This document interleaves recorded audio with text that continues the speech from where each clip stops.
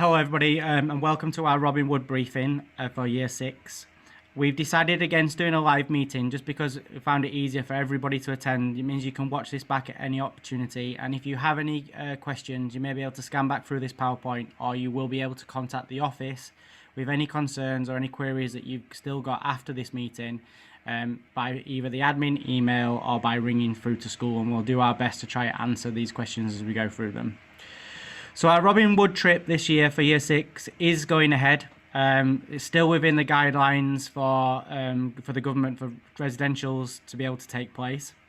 So we are going on Wednesday the 7th of July, and we'll be returning on Friday the 9th of July.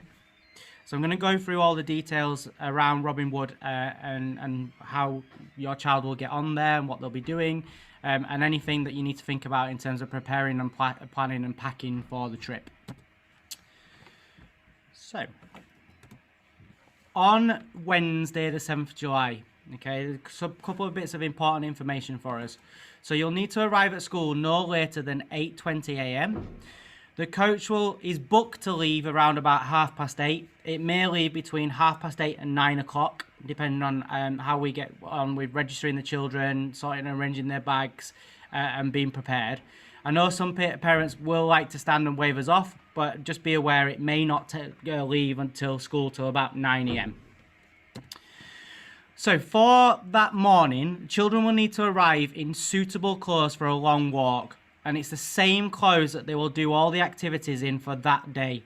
So preferably they need to be wearing tracksuit bottoms or shorts. I'll touch on shorts in a minute. Trainers or walking boots. You do not need to go out and buy any specific walking boots. Sturdy trainers are perfectly acceptable for the whole trip. Okay. In regards to shorts, because some of the activities involve them crawling or crouching down or in woods, it is preferable that they bring knee-length shorts rather than short shorts. Also on that morning, they need to bring one bag or suitcase with everything inside it. We will label up those bags as soon as they get into school with a luggage tag, so that when we get to Robin Wood, they know it's their bag, it's not going to get lost, and they can collect it at the right places. Please make sure that all the clothing that goes in their bags, and that includes even things like socks, is named or labelled. Because every year we have a collection of clothes inside rooms that are not gathered up or nobody owns up to. So please label everything, and then we can make sure it all returns home with them. If your child has any medication that need to take with them, or any items that they will need during the trip that need to be taken off them or with a member of staff, then they need to bring them in a sealed bag. We'll take these off the children once they arrive at school on that Wednesday morning, and then we will give them to the children whenever they are needed on the regular times that their medication needs taking. This includes things like hay fever medication. And as I said earlier, the coach will leave between 8:30 and 9 o'clock.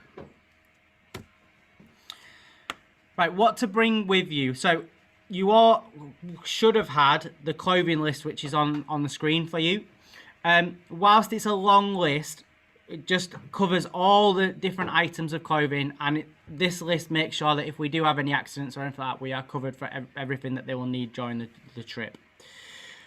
Please don't go out and buy anything special for it, because it doesn't need it. Anything that's special, Robin Wood will be able to provide for it. Okay, so things like waterproof jackets, trousers and wellies, Robin Wood will be able to provide all of those for the trip. So if children arrive and they're going to do an activity near water, they'll be given with a waterproof jacket, they'll be given waterproof trousers, and anything that involves them being in the lake, like raft building, they'll be given wellies. If your child has those already, and because of COVID, and you'd like them to keep their own clothing, then please bring them, pack them in the bag. When we get there, before any other child uses any waterproof jackets or trousers or wellies that Robin will provide it, they will clean them and wash them. So it will be fully clean before anybody else touches it. But if you want to bring your own, you can do. If not, Robin Wood will be able to provide for them. As it's summer and the weather might be nice, just add to that list suntan lotion and hay fever medication for those who require it. And as I've said about shorts, please make sure that they're knee length. And then sturdy trainers.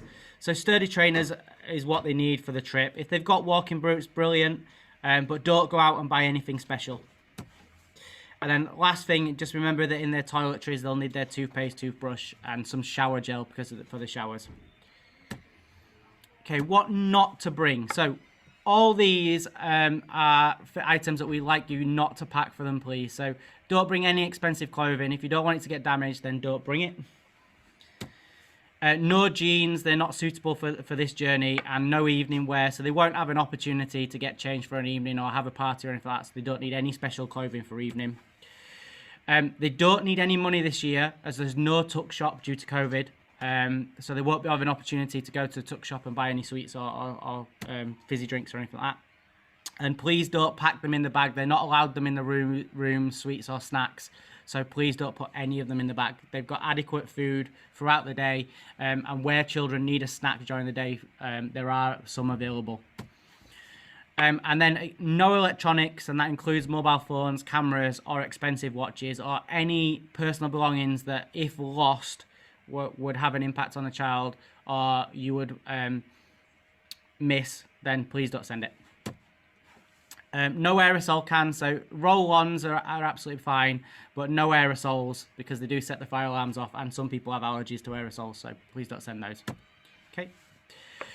In terms of the day-to-day activities, so food, they will receive breakfast, lunch, and evening meal every day. So on the first day when we arrive, as soon as we get off the coach, they'll go straight into lunch.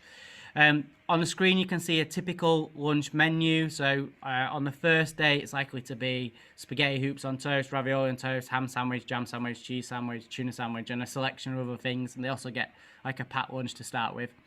And then on the evening meal, there's always two choices and a vegetarian choice. So there's plenty available. And then for breakfast, they always get a choice of continental and cooked breakfast. So they've got a wide selection of things that are available. For those who are picky eaters, there's plenty to choose from. What we have done is we split the children into 3 groups. So they'll all receive a timetable like this for their group. It spreads out when they'll be doing all the activities over the 3 days, and it will tell them who their group leader is. So in this instance, we've got Ridge. This is our course leader for all the 3 groups, and each group will be assigned a group leader. So they'll get to know who that person is, and they'll get to see roughly who's in their group and what activities they are doing. And you can see that it's non-stop from the start of the day right up to the end of the day. So they won't have any breaks. It'll be all on the go all the time. Rooms. So we've allocated rooms to all the children. They're in maximum of 6 per room. We've asked the children who they want to be with. I have tried to match them up with at least one person that they've asked to be with. In some instances, it has to only be one because we've got one room of 2. In others, there are rooms of 6, so they'll have maybe 2 or 3 people that they've asked to be with in their room. They don't spend a lot of time with the people in their rooms because as soon as they finish their activities, it's lights out and bedtime, and it's a really strict bedtime, so no talking, it's straight to bed.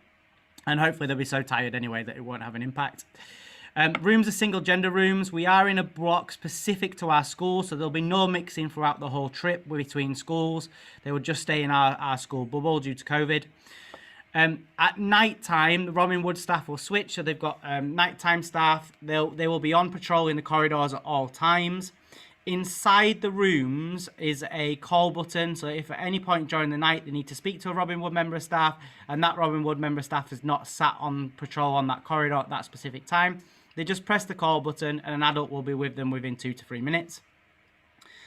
The doors of the rooms will be left open. Those Robin Wood staff will be trolling all night just to make sure that there's no misbehaving.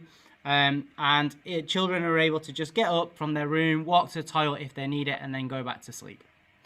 They won't find out their rooms until the day they go, okay? But they won't spend any time really with the people that are in their room because they're literally on the go all the time. And then important information for Friday, so the day we return. So we aim to be back for 3:30 p.m, but we'll keep parents informed of arrival time via school messaging service. There is a souvenirs that they can purchase, so they'll be taking home a souvenir form before the trip. All the money will have to be paid to school office for those before we go. And those souvenirs will be handed to children on the coach on the way home, so they don't get lost or broken. And they'll be able to then take them home from there. In terms of COVID, just a few protocols. So if we do have a child that develops symptoms, then they will be isolated from the group, and then we'll make arrangements for yourselves as parents to collect them. Everybody else will be able to continue until a COVID test comes back. Obviously, within time frames, that's very unlikely. So where necessary, precautions are put in place. But I don't. Hopefully, fingers crossed, we won't have that problem. Just please don't send your child to Robin Wood if you have any of the main symptoms. Okay. And that is it for my briefing. So if you have any further questions, then please contact school office via the admin email address, or you can phone up and we'll try to answer them when we can. Thank you.